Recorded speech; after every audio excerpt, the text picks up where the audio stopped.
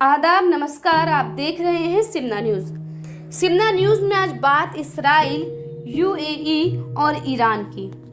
Iran के राष्ट्रपति हसन रूहानी ने शनिवार को दिए एक भाषण में कहा है कि संयुक्त अरब अमीरात ने इसराइल के साथ समझौता कर एक भारी गलती की है।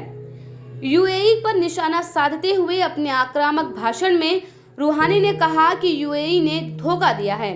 वहीं ईरान के कट्टरवादी अखबार कायहान के मुख्य संपादक ने कहा कि यूएई ने अपने आप को विरोध का वैध निशाना बना लिया है। कायहान के संपादक की नियुक्ति ईरान के सर्वोच्च धार्मिक नेता आयतोल्ला खमेनी ही करते हैं। गुरुवार को अमेरिकी राष्ट्रपति डोनाल्ड ट्रंप ने इसराइल और यूएई के बीच समझौते की घोषणा की थी। माना जा रहा है कि समझौते का मकसद क्षेत्रीय शक्तिशाली देश ईरान के खिलाफ गठजोड़ को मजबूत करना है। टीवी पर दिए अपने भाषण में रूहानी ने यूएई को चेतावनी देते हुए कहा है कि मध्य पूर्व में इसराइल के पैर मजबूत करने के गंभीर परिणाम होंगे। उन्होंने कहा है कि यूएई सावधान रहे, उन्होंने बहुत बड़ी गलती कर दी है, एक विश्वासघाती कदम उठाया है। हमें उम्मीद है कि उन्हें अपनी गलती का एहसास होगा और वो ये गलत रास्ता छोड़ देंगे। वहीं पहले पन्ने पर प्रकाशित टिप्पणी में कायहान अखबार ने कहा है कि संयुक्त अरब अमीरात ने फलस्तीन के लोगों को बड़ा धोखा दिया है। ये धोखा इस छोटे से अमीर देश को, जो अपनी सुरक्षा के लिए दूसरों पर निर्भर है, रेजिस्टेंस का वैध निशाना बना देगा। ईरान आमतौर पर अमेरिका और इसराइल के खिलाफ हथियार उठाने वाले चरमपंथी संगठनों को रेजिस्टेंस फ्रंट ही कहता है। रूहानी ने भी ये कहा कि इस समझौते का मकसद नवंबर में होने जा रहे अमेरिकी चुनावों में राष्ट्रपति ट्रंप की उम्मीदवारी को मजबूत करना है। उन्होंने कहा कि इसलिए ही इस समझौते की घोषणा वॉशिंगटन से की गई है। रूहानी ने कहा कि ये समझौता अब क्यों हुआ है। अगर ये समझौता गलत नहीं है तो फिर इसकी घोषणा एक तीसरे देश में क्यों हुई है, वो भी अमेरिका में, ताकि वॉशिंगटन में बैठा वो व्यक्ति वोट बटोर सके। आपने अपने देश को, अपने लोगों को, मुसलमानों को और अरब दुनिया को धोखा दिया है। ईरान के शक्तिशाली सैन्य संगठन रिवॉल्यूशनरी गार्ड्स कोर ने एक बयान में कहा है कि यूएई इसराइल समझौते के बाद बच्चों की हत्या करने वाले यहूदी शासन के विनाश की प्रक्रिया और तेज हो जाएगी। वहीं एक बयान में संयुक्त अरब अमीरात ने कहा है कि इसराइल के साथ उसके समझौते का मकसद ईरान को जवाब देना नहीं है। यूएई ने तुर्की की ओर से समझौते की आलोचना को भी खारिज किया है।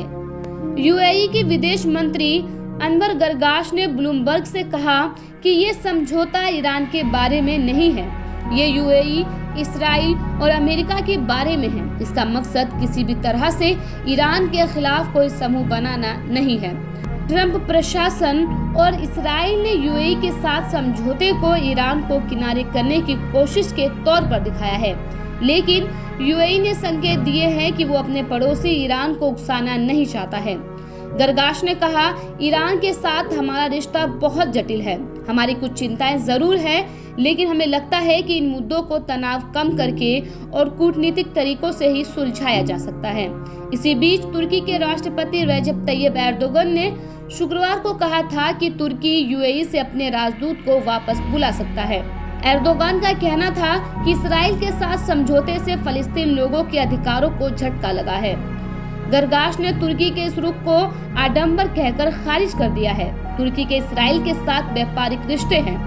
गर्गाश ने कहा कि सालाना 5 लाख इसराइली पर्यटक तुर्की आते हैं। दोनों देशों के बीच $2 अरब का कारोबार है और तुर्की का इसराइल में अपना दूतावास भी है। और अब मैं पूछता हूँ कि क्या उनका ये पक्ष नैतिक है? यूएई के साथ समझौते के तहत इसराइल ने वेस्ट बैंक के इलाकों पर कब्जे की अपनी योजना को टाल दिया है। संयुक्त अरब अमीरात का कहना है कि हम कब्जे के मुद्दे को लेकर बहुत चिंतित हैं। हमने इस कल्पनात्मक उद्घोषणा के माध्यम से कम वार्ता के लिए जगह तो बनाई ही है। वहीं तुर्की ने कहा कि संयुक्त अरब अमीरात को इतिहास कभी माफ नहीं करेगा। तुर्की ने कहा कि यह यूएई का पाखंडपूर्ण व्यवहार है। तुर्की के विदेश मंत्रालय ने कहा कि इतिहास और क्षेत्र के लोगों को अंतरात्मा इसराइल के साथ समझौते पर संयुक्त अरब अमीरात के ढोंगी व्यवहार को कभी नहीं भूल पाएगी, क्योंकि अपने हितों के लिए उसने यह निर्णय लिया है। एक लिखित बयान में कहा गया कि फलस्तीन लोग और प्रशासन इस समझौते के खिलाफ एक सख्त प्रतिक्रिया देने को लेकर सही थे। ये बेहद चिंताजनक है। यूएई को अरब लीग द्वारा विकसित अरब शांति योजना के साथ चलना चाहिए था। यह जरा भी विश्वसनीय नहीं है कि इस 3 तरफा घोषणा को फलस्तीन लोगों के कायदे का बताया जा रहा है। तुर्की के इस्राएल के साथ राजनीतिक और व्यापारिक संबंध हैं, लेकिन वर्षों से ये संबंध तनावपूर्ण है। 2010 में इस्राएल के सैनिकों ने गजा पट्टी पर एक नाकाबंदी को तोड़ने की कोशिश की थी। 10 तुर्क कार्यकर्ताओं की हत्या कर दी गई थी, जो फलस्तीन इस्लामवादी आंदोलन हमास द्वारा शासित है। अरब देशों में यूएई इस्राएल के साथ संबंध बहाल करने वाला मिस्र 1979 और जॉर्डन 1994 के बाद तीसरा देश बन गया है। जनहित से जुड़ी चुनिंदा खबरों को जानने के लिए सब्सक्राइब करें सिमना न्यूज को और बेल आइकन को दबाना ना भूलें। वीडियो पसंद आने पर लाइक, शेयर और कमेंट करना ना भूलें।